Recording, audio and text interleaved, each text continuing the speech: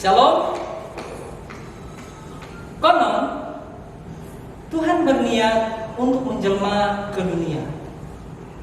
Lama ia berpikir, sebagai apakah ia akan menjelma? Diutusnyalah seorang malaikat untuk melihat kebutuhan manusia. Lalu malaikat itu kembali dengan laporan bahwa semua orang menganggur. Maka disitulah Tuhan berniat untuk menjelma menjadi pekerjaan. Begitulah lahirlah rupa-rupa pekerjaan seperti guru, polisi, ASN, dokter, dan pekerjaan lainnya. Minggu ini kita masuk dalam bulan profesi. Selamat beribadah, tetap bersukacita. Tuhan Yesus memberkati.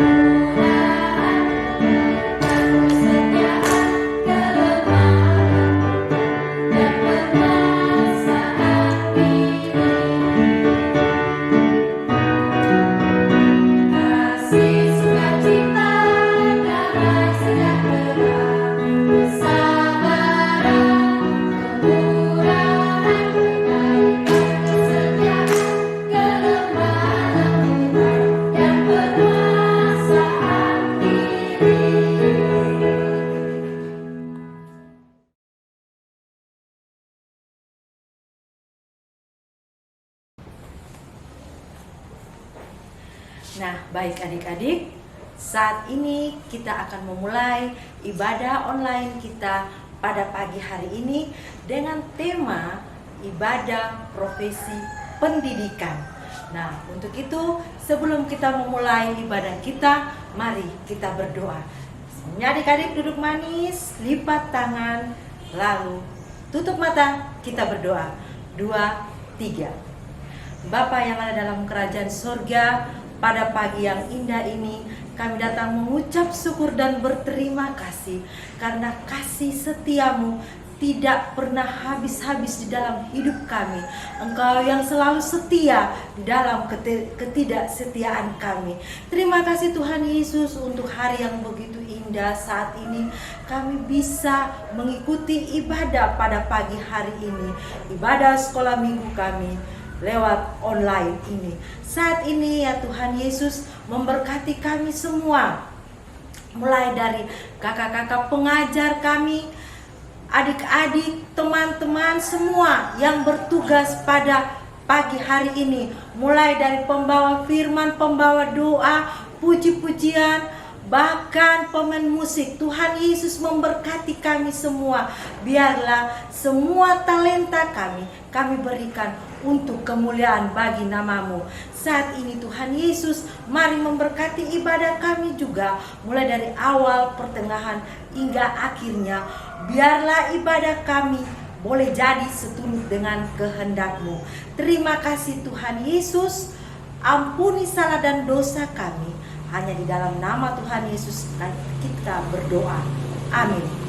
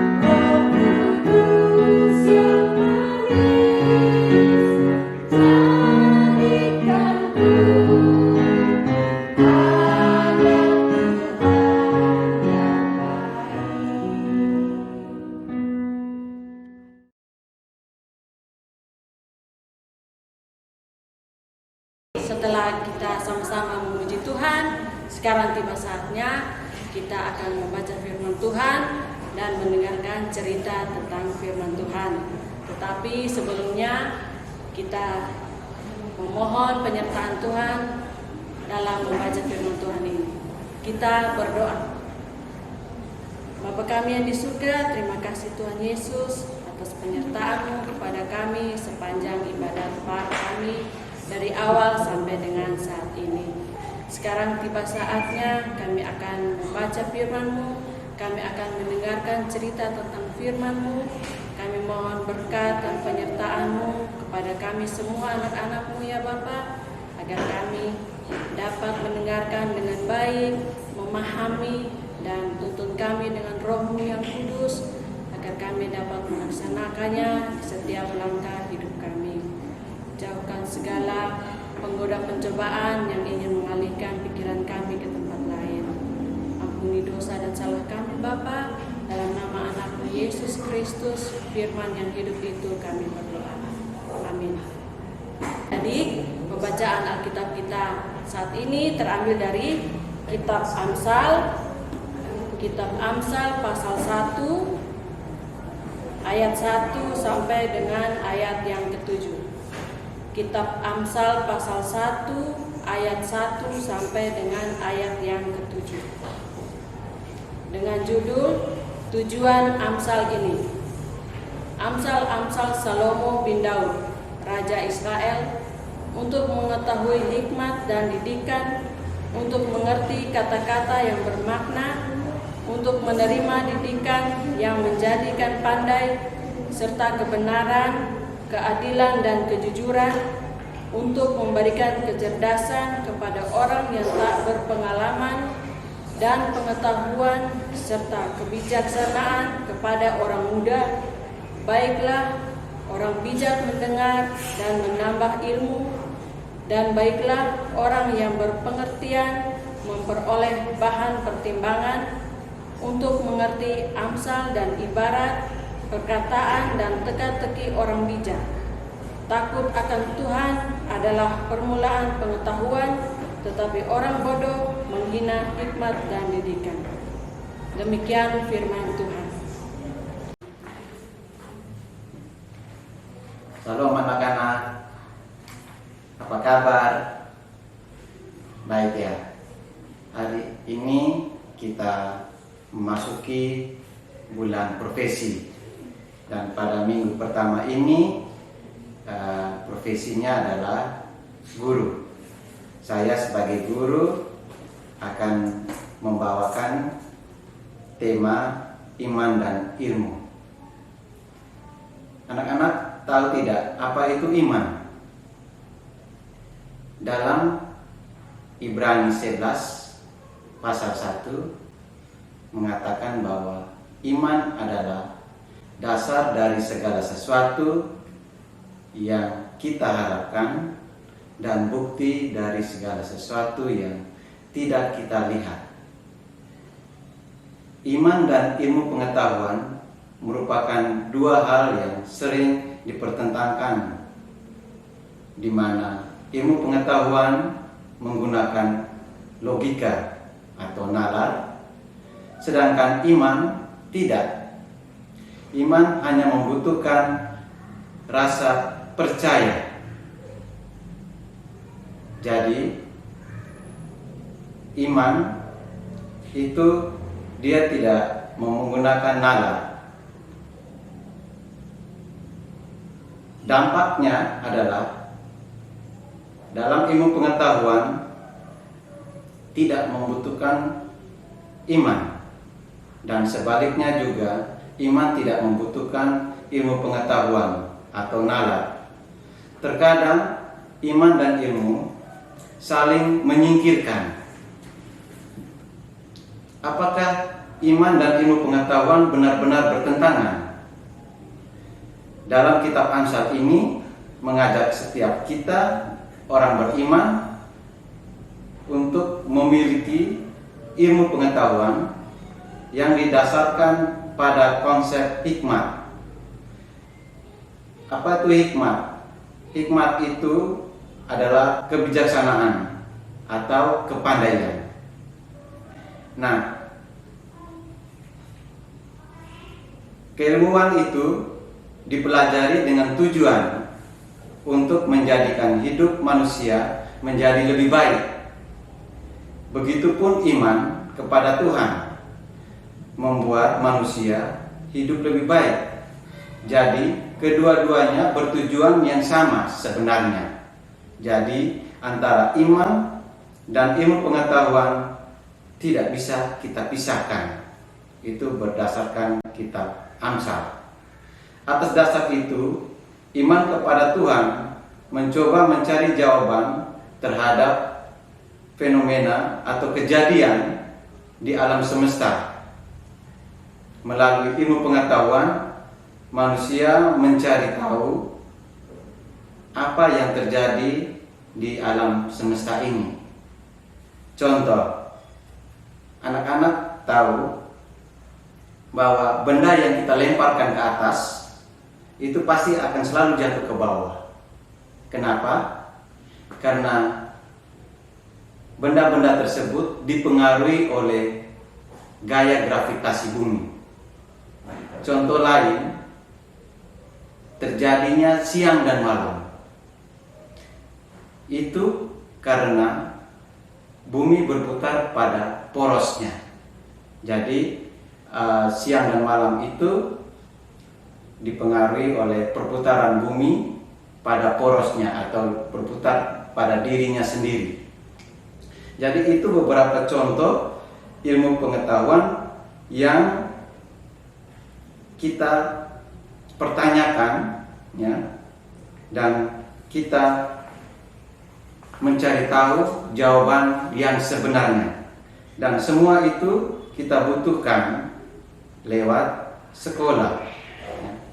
Nah, anak-anak, sekolah itu penting, ya. Di sekolah kita banyak mendapatkan ilmu, dan kita di sana belajar banyak ilmu juga, yaitu ilmu pasti seperti matematika, ilmu alam seperti fisika, biologi. Kalau di SD biasanya berdasarkan tema, ya. Tema bacaan itu menyangkut tentang perubahan energi, ya, atau belajar tentang kejadian-kejadian di alam seperti mineral, ya, hasil-hasil tambang bumi, mineral dan sebagainya. Itu ilmu-ilmu alam. Sedangkan ilmu-ilmu lain seperti ilmu sosial, ya, kita belajar tentang sejarah, ya, dan banyak ilmu sosial yang kita pelajari di sekolah-sekolah. Dalam pendidikan itu ilmu sosial, kalau di SD itu bacaan-bacaan menyangkut tentang kerja bakti, ya, atau lingkungan hidup, ya. Jadi ilmu sosial itu berhubungan dengan masyarakat. Kita bergaul dengan masyarakat, ya. Kalau di SMP sudah dapat pelajaran tentang ilmu geografi, sejarah, ekonomi. Jadi anak-anak, di sini kita sangat membutuhkan sekali pendidikan. Dan pendidikan itu kita belajar di sekolah. Tapi sebenarnya ada 3 pusat pendidikan yang kita jalani dalam hidup ini. Yang pertama adalah di keluarga, ya. Di keluarga anak-anak banyak belajar dari orang tua, ya, mulai dari mandi, ya, membaca, menulis, itu sudah terjadi sejak dini di keluarga lewat orang tua. Anak-anak juga mendapat banyak nasihat-nasihat dari orang tua, ya. Nah, anak-anak di situ di rumah terkadang orang tua melarang, jangan bermain HP terlalu lama. Kenapa? Karena HP itu akan mempengaruhi daya penglihatan kita di hari esok, ya. Jadi kalau terlalu lama menonton film atau main game, itu nanti akan berpengaruh pada penglihatan atau mata kita. Maka orang tua kita melarang. Kemudian orang tua suruh anak-anak untuk belajar. Kenapa? Belajar di rumah seperti sekarang ini itu sangat penting, karena kita akan menjadi pintar. Siapa yang tidak mau pintar? Pasti semua mau pintar, kan? Nah, untuk itu Kalau kita belajar, anak-anak belajar yang rajin, maka anak-anak akan mendapatkan nilai yang bagus. Dari situ orang tua akan memuji, ya, bangga, dan bahkan ada yang memberikan hadiah. Nah, dari bacaan kita hari ini tentang kitab Amsal. Amsal ini banyak menuliskan tentang nasihat-nasihat, ya, di mana kita lihat pada Amsal 1 pasal yang pertama menyatakan bahwa Amsal Salomo bin Daud adalah Raja Israel.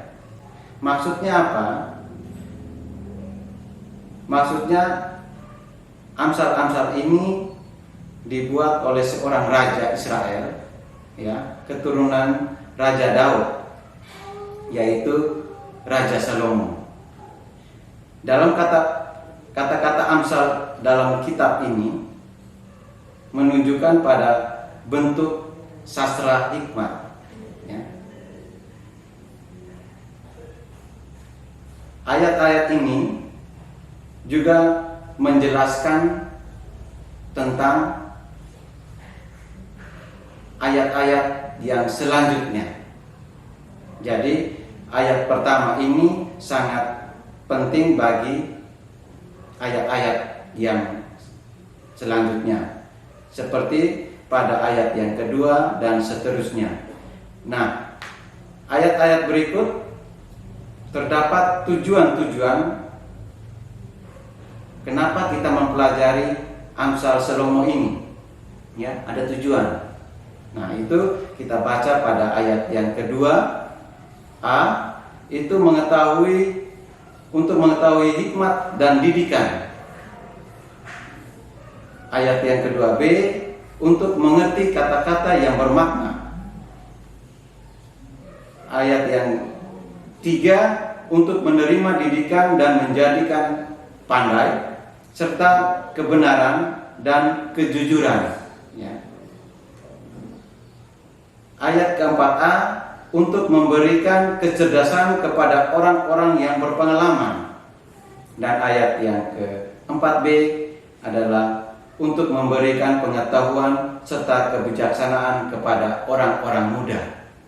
Nah, di situ tergambar jelas, ya, tujuan dari Amsal Salomo ini sangatlah baik untuk kita pelajari, terutama bagi kita anak-anak dan orang-orang muda. Nah, pada zaman dahulu kata hikmat atau kata kebijaksanaan itu digunakan untuk pendidikan yang utuh dan menyeluruh. Banyak penafsir menyebutkan pendidikan dalam konteks penulisan kitab Amsal ini adalah memberikan instruksi atau petunjuk dari orang-orang yang berpengalaman kepada orang-orang yang belum memiliki pengalaman, serta dari orang-orang tua kepada orang-orang muda. Contoh, di dalam rumah tangga kita mendapatkan banyak nasihat dari orang tua. Kenapa? Orang tua lebih berpengalaman dari kita anak-anak, ya, atau dari orang-orang muda. Ya, dikatakan bahwa kita tidak boleh berbohong, ya, tipu-tipu, berbohong. Kenapa? Karena itu perbuatan tidak baik, ya. Kalau kita mau makan, mau belajar, mau tidur, orang tua suruh harus sembahyang dulu. Kenapa? Karena kita harus sembahyang supaya kita berterima kasih kepada Sang Pencipta, Tuhan kita, karena telah menjaga kita dalam kehidupan kita. Itu nasihat-nasihat yang dari orang tua kepada kita orang-orang muda atau anak-anak. Dan kita di rumah harus rajin belajar. Supaya apa? Supaya kita pintar. Nah, kalau kita jadi orang pintar, maka orang tua senang, bangga, dan memuji kita. Dan kita juga mendapatkan ilmu yang banyak, ya, kalau kita belajar. Dari kitab Amsal ini, ya, banyak maksud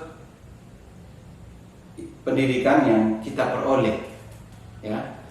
Di antaranya adalah kita bisa menjadi pandai, ya, menjadi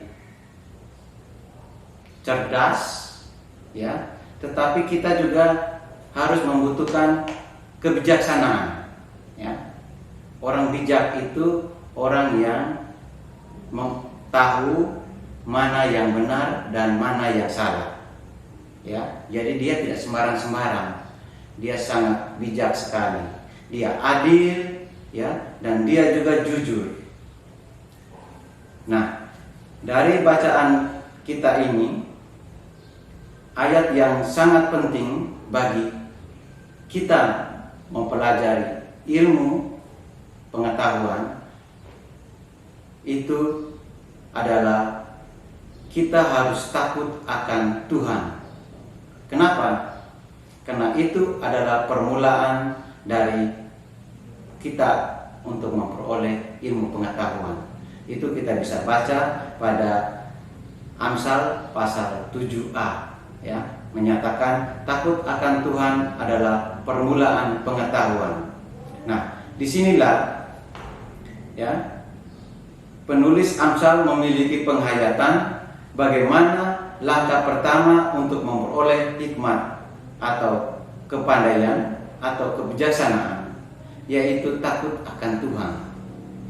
Anak-anak tahu tidak perbedaan antara takut akan Tuhan dengan takut akan hewan buas atau ular? Kalau kita takut terhadap ular, pasti kita akan lari menjauhi dia.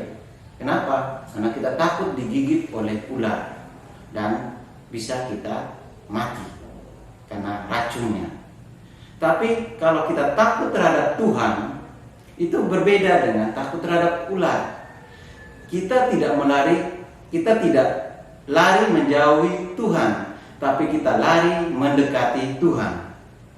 Itu perbedaannya, ya. Jadi ada perbedaan antara takut terhadap Tuhan dan takut terhadap ular. Nah, begitu pula di rumah, ya. Terkadang kita diperintahkan oleh orang tua untuk mengerjakan sesuatu, ya. Nah, ada banyak pertimbangan yang kita pikirkan. Kalau kita tidak mengerjakan apa yang diperintahkan oleh orang tua, pasti orang tua akan marah, ya. Nah, bagaimana supaya orang tua jangan marah? Pasti kita akan melakukan pekerjaan apa yang diperintahkan oleh orang tua. Itu artinya kita mendekatkan diri kepada orang tua. Karena hasilnya apa? Setelah kita mengerjakan pekerjaan itu, orang tua akan senang, ya. Orang tua akan merangkul kita dan mereka akan menyayangi kita. Itu sama juga seperti kita takut akan Tuhan. Nah, bagaimana takut akan Tuhan itu?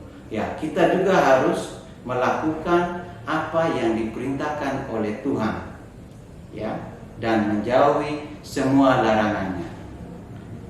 Jadi di sini Pak akan simpulkan dari bacaan kita ini, yang pertama bahwa pendidikan itu penting, ya.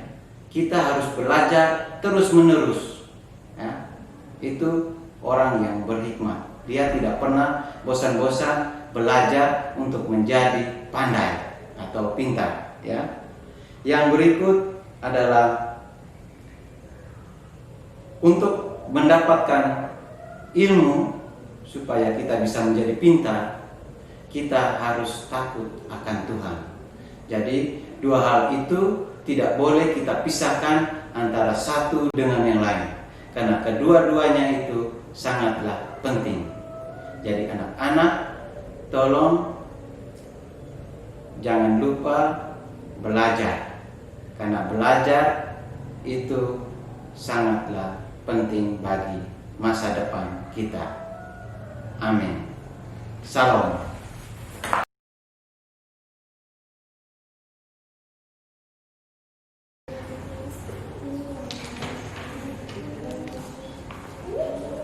Shalom anak-anak. Untuk aktivitas hari ini, anak-anak kelas Indria sampai kelas remaja adalah menceritakan cita-cita anak-anak atau profesi orang tua. Jangan lupa dibuatkan video lalu diupload. Shalom.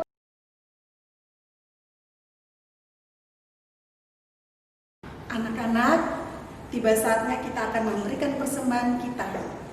Untuk itu, sebelumnya kita akan berdoa. Anak-anak di rumah duduk manis, lipat tangan, tutup mata, karena kita mau berdoa. Kita berdoa.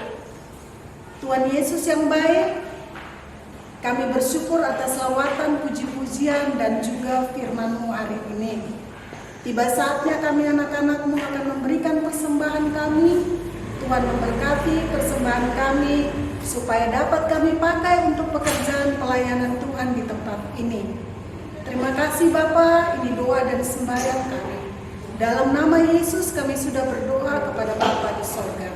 Amin.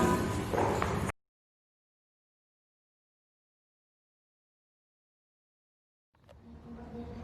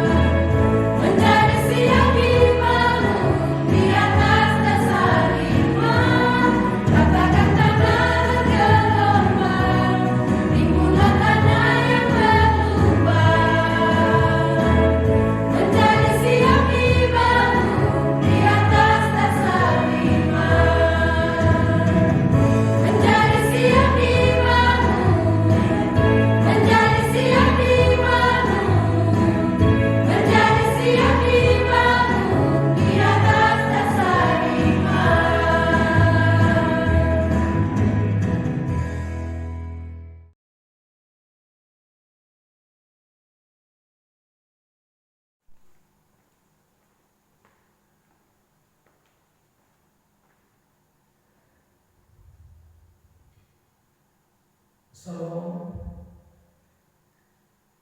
anak-anakku, jemaat permata jemaat Geni Ebenezer Latuka dimanapun berada. Mari kita mempersiapkan hati dan pikiran kita untuk kita ada dalam doa kepada Tuhan, sekaligus kita menerima berkat Tuhan. Mari kita berdoa. Segala puji dan syukur kami persembahkan kepadamu, ya Bapa Surgawi, Bapa yang mengasihi anak-anak. Terima kasih Tuhan, kami masih ada sebagaimana kami ada saat ini. Kami masih ada dalam ibadah online jemaat Min Ebenezer Latuka. Anak-anak kami masih ada di rumah mereka masing-masing sambil mengikuti jalannya ibadah ini. Hamba terus berdoa dimanapun mereka berada, ketika mereka mengikuti ibadah seperti ini. Tuhan menolong mereka, Tuhan memberkati mereka. Kami rindu agar walaupun mereka ada di rumah, mereka beribadah dari rumah, tetapi lewat ibadah ini, karena kasih dan berkat Tuhan, iman mereka terus bertumbuh dalam pengenalan yang benar kepada Yesus Kristus. Bapa Surgawi, dalam doa ini kami terus berdoa untuk UPP PAR, pengajar PAR, dan PP Badan Pengurus PAR. Tuhan juga menolong dan memberkati mereka dalam segala upaya yang mereka lakukan di masa pandemi COVID-19 ini. Mereka terus berpikir bagaimana melayani anak-anak jemaat Geni Ebenezer Latuka, bagaimana menumbuhkan iman percaya mereka. Oleh karena itu, segala yang mereka lakukan, lebih khusus dalam kaitan dengan ibadah online, Tuhan Yesus menolong, Tuhan Yesus memberkati. Kami juga terus berdoa untuk orang tua yang peduli terhadap tumbuh kembang anak-anak, terlebih iman percaya anak-anak. Tuhan Yesus menolong, Tuhan Yesus memberkati. Lebih khusus kami berdoa untuk anak-anak. Kami tata mereka semua ke dalam tangan kasih Tuhan. Tuhan menolong mereka, Tuhan memberkati mereka, agar ketika berada di rumah, belajar di rumah, beribadah di rumah, mereka tidak stres, tapi mereka menikmati kehidupan di rumah bersama papa, mama mereka, dan juga orang-orang yang ada dalam rumah. Terima kasih banyak Bapak Saudari. Kami juga berdoa untuk profesi guru dimanapun mereka berada. Tuhan menolong, Tuhan memberkati, agar dengan tanggung jawab mereka boleh membawa anak-anak didik untuk mengenal bagaimana menjalani kehidupan ini, terlebih dalam masa-masa sekarang ini. Terima kasih Tuhan, pemerintah, gereja, terlebih Geni Ebenezer Latuka, Tua Majelis Jemaat, dan semua presbiter yang ada. Tuhan juga menolong, Tuhan juga memberkati. Bapak Saudari, kami sudah selesai dalam ibadah ini. Kami akan memohon kepadamu, Tuhan, curahkanlah berkat itu bagi anak-anak lewat penumpahan tangan hamba-Mu. Terimalah berkat Tuhan. Anugerah dan selamat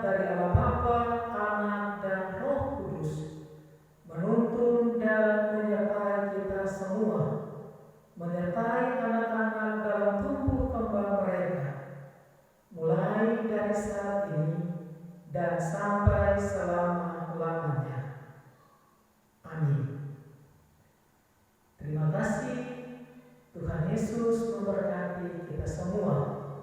Salam. Selamat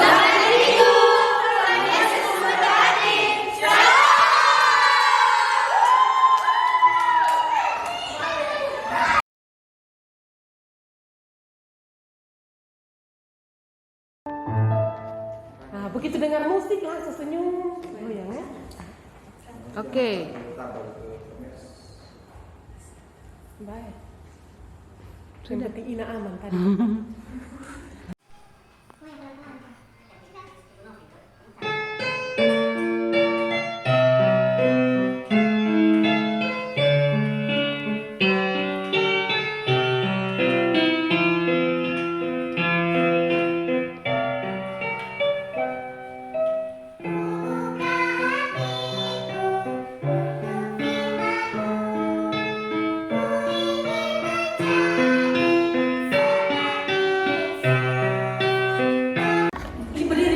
Lihat di depan dulu nak. Habis suruh nih mulai musik nyanyi dong. Kamu jalan. Oke. Kanan dulu. Sabar, sabar. Foto ya. Oke.